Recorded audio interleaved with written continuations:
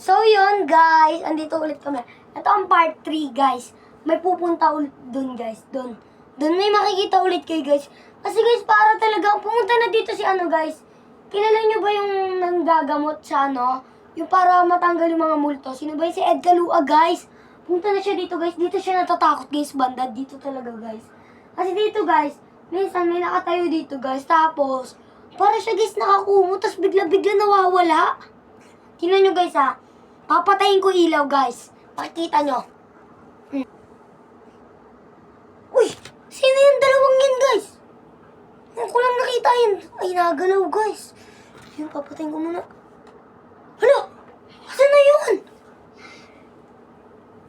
Kaya dito natatakot si Ed Galuwag, eh.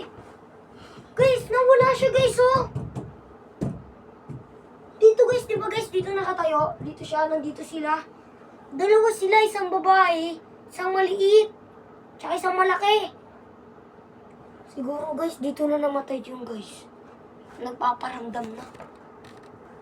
Guys, baka bumalik na naman sila. Wah! Yung lapitan, guys, nakakatakot. Naiyak, guys. Naiyak. Guys, wait lang, guys. Patayin ko yung ilaw, guys, para hindi Lo!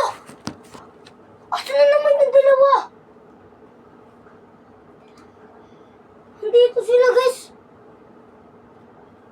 Legit ba yun, guys? Tingnan nyo, guys, ha?